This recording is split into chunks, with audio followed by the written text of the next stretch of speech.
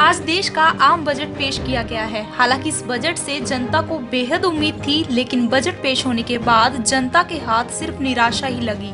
इसी कड़ी में बजट में 100 सैनिक स्कूल खोलने की बात भी कही गई है, जिसे लेकर देश के पूर्व सैनिकों ने खुशी जाहिर की है।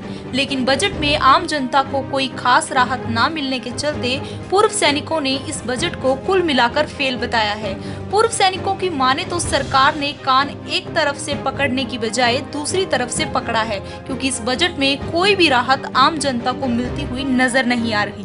बजट में मुझे एक ही चीज़ थोड़ी बेहतर लगी है, जो कि 100 नए सैनिक स्कूल सरकार ने ऐलान किया है कि नए खोले जाएंगे।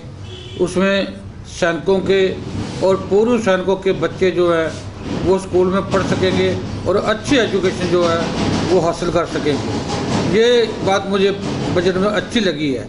मगर 4% डीजल के ऊपर और 2.5% जो है इसके ऊपर पेट्रोल के ऊपर टैक्स जो डाला है, मेरे ख्याल में ये इसकी ज़रूरत नहीं थी।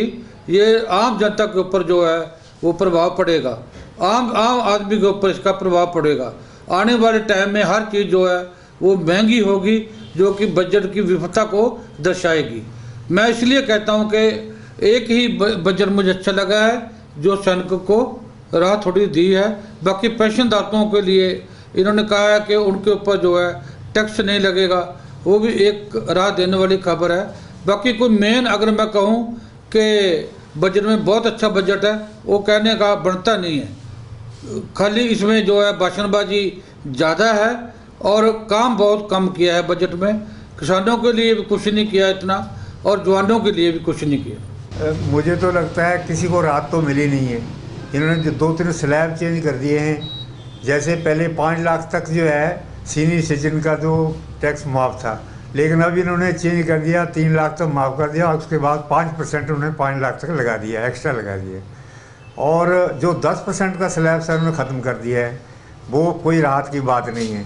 एक राहत की बात है कि 75 साल के बाद जब हो जाएगा पेंशन धारक, तो उसको टैक्स नहीं लगेगा और रिटर्न नहीं भरना पड़ेगी। ये अच्छी बात की है।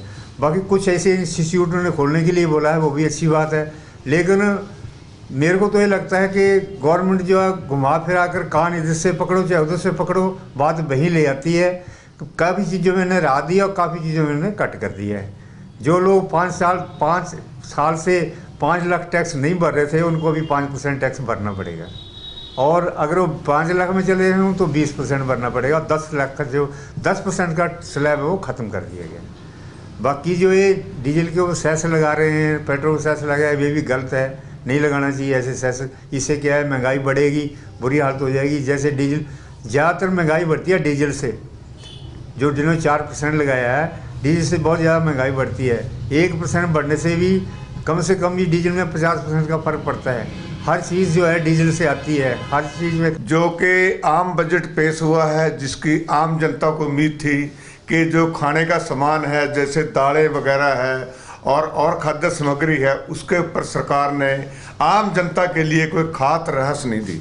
जो एक इन्होंने बजट में सैनिक स्कूल बनाने का मुद्दा उठाया कि हम 100 सैनिक स्कूल बनाएंगे, वो एक राहत है। बाकी और आम जनता के लिए कोई खास, डीजल पर देखो, डीजल के ऊपर महंगाई बढ़ा दी है।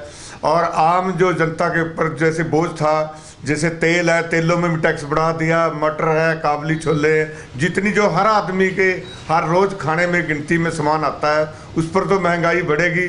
और बजट से जो है आम जो गरीब मजदूर है, डेली कमाकर खाने वाला है, उसके लिए तो सरकार ने कुछ नहीं किया। और सरकार तो वैसे बड़े बड़े वादे करती है कि हम गरीब आदमी के लिए, गरीब किसान मजदूर के लिए इतना कुछ कर रहे हैं। इस बजट में मेरे को तो कोई खास उम्मीद नज़र नहीं आई, जो बजट के लिए उम्मीद थी जनता की वो। वहीं इस बजट में कृषि के नाम पर पेट्रोल डीजल पर भी सेस लगाया गया है और खाद भी महंगी होगी, जिससे पहले से ही सरकार से नाराज चल रहे किसानों ने अब और नाराजगी जाहिर की है। किसानों की माने तो उन्हें सरकार से बजट को लेकर कोई खास उम्मीद नहीं थी।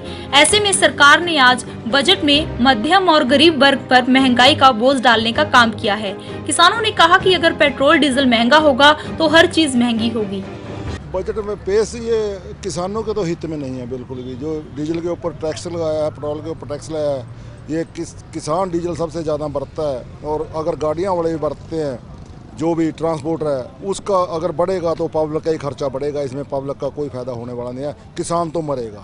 बजट कितनी बारी देख ਲਈਏ, बजट बहुत बारी देखा हैगा। आज जिन्ने भी ਕਾਰਪੋਰੇਟ ਘਰਾਣੇ ਨੇ ਉਹਨਾਂ ਦਾ ਫਾਇਦਾ ਕਰਕੇ ਤੇ ਕਿਸਾਨਾਂ ਤੇ ਬੋਝ ਪਾਈ ਜਾ ਰਹੇ ਨੇ, ਭਾਵੇਂ ਡੀਜ਼ਲ ਹੈ, ਭਾਵੇਂ ਦਾਲਾਂ ਨੇ, ਭਾਵੇਂ ਖਾਦ ਹੈ, ਭਾਵੇਂ ਕੋਈ ਵੀ ਚੀਜ਼ ਹੈ, ਉਹ ਸਾਰੀਆਂ ਵਸਤੂਆਂ ਵਧਾ ਕੇ ਸਾਰਾ ਵਜਨ ਜਿਹੜਾ ਹੈਗਾ ਇਹ ਕਿਸਾਨ ਤੇ ਆ ਰਿਹਾ, ਕਿਸਾਨ ਤੇ ਵਜਨ ਪੈ ਰਿਹਾ। ਕਿਸਾਨ ਜਿਹੜੇ ਨੇ ਉਹਨਾਂ ਨੂੰ ਹੋਰ ਕਮਜ਼ੋਰ ਕਰਨ ਲੱਗੀ ਹੋਈ ਕਰਾਰ। ਇਹ ਜਿਹੜਾ ਬਜਟ ਹੈ ਇਹ ਲੋਕ ਵਿਰੋਧੀ ਅਤੇ ਦੇਸ਼ ਵਿਰੋਧੀ ਬਜਟ ਹੈ। ਇਹ ਬਜਟ ਦੀ ਬਿਲਕੁਲ ਅਸੀਂ ਸਖਤ ਸ਼ਬਦਾਂ ਵਿੱਚ ਨਿਖੇਧੀ ਕਰਨੇ ਆ। ਇਹ ਬਜਟ ਲੋਕ ਵਿਰੋਧੀ ਤੇ ਦੇਸ਼ ਵਿਰੋਧੀ ਹੈ। देखो आज इसने 4% से इस पर डीजल पे लगाया और 2.5% पेट्रोल पे लगाया। इससे किसानों को कोई फायदा होने वाला नहीं, ये इससे बल्कि और हमें तेल महंगा लाना पड़ेगा। और एक दूसरी बात है, खाद यूरिया इसके रेट में ज़्यादा कर दिए और वजन कम कर दिया। इससे भी सरकार किसानों को नुकसान ही हुआ। हमारी दालें इनके जो इनके रेट बढ़ाई कटाई हैं, इनसे भी किसानों को नुकसान ही हुआ है।